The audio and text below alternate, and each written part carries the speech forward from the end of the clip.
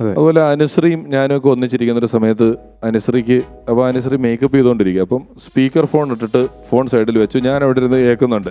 അപ്പോൾ ഒരാൾ അനുശ്രീനെ വിളിച്ചേക്കാണ്. ഹലോ, അനുശ്രീയാണോ?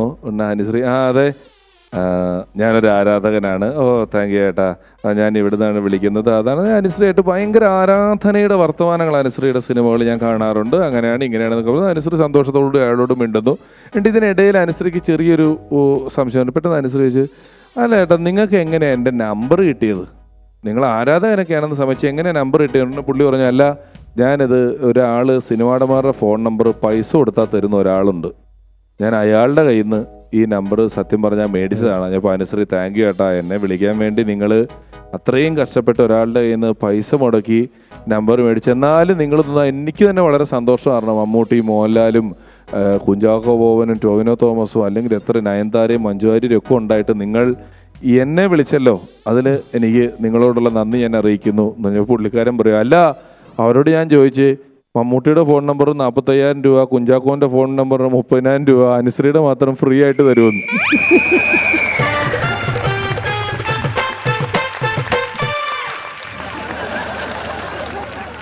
അതുപോലെ തന്നെ ഒരു 6-7 വർഷം മുമ്പ്, പണ്ട് 9897 അങ്ങനെ മാത്രം 9-ൽ മാത്രമാണ് മൊബൈൽ നമ്പർ തുടങ്ങിക്കൊണ്ടിരുന്നത്. പെട്ടെന്ന് മാറിയിട്ട് 711 811 എന്നൊക്കെ പറഞ്ഞ് നമ്പർ അങ്ങ് മാറി. നമുക്ക് ഏതാ എവിടുന്നാന്നൊരു മനസ്സിലാകാത്തൊരവസ്ഥ വന്നു.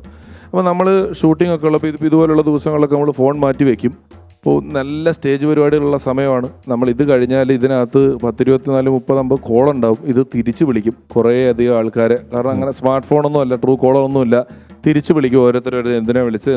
കുറേ പേര് വെറുതെ വിളിച്ചതായിരിക്കും, 2 എണ്ണം പരിപാടിയായിരിക്കും, അങ്ങനെയൊക്കെയാണ്. അപ്പോൾ ഒരു ദിവസം ഷൂട്ടിംഗ് കഴിഞ്ഞ് നോക്കിയപ്പോൾ കുറച്ച് കോളുണ്ട്. നമ്പറുകളൊന്നും കണ്ടിട്ട് മനസ്സിലാവുന്നില്ല. ഞാൻ ഓരോരുത്തരായിട്ട് തിരിച്ചു വിളിച്ചു. ഒരാളെ വിളിച്ചപ്പം വെറുതെ ഒരാൾ വിളിച്ചതാണ്. നമസ്കാരം, എന്തുണ്ട്, പരിപാടി കാണാറുണ്ട് എന്നൊക്കെ പറഞ്ഞിട്ട് 4-5 മിനിറ്റ് വേണ്ടി ഉണ്ട്. എൻ്റെ ഭാര്യയോടൊന്ന് മിണ്ടണം എന്ന് പറഞ്ഞ് ഭാര്യയ്ക്ക് കൊടുത്തു.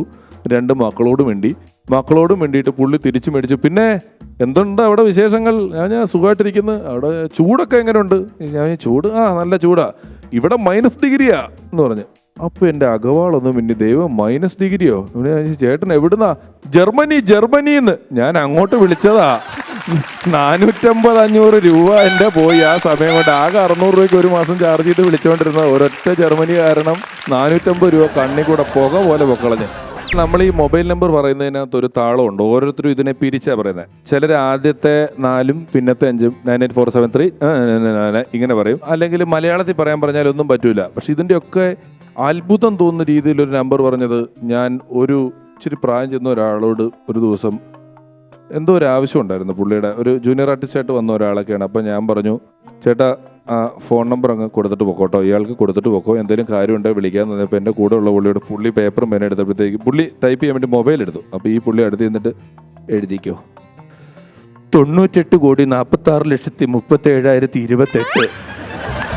മറ്റവൻ പേന എടുത്ത് 98,46,37,028 ഫോൺ നമ്പർ അതാന്ന് പറഞ്ഞിട്ട് പോയി.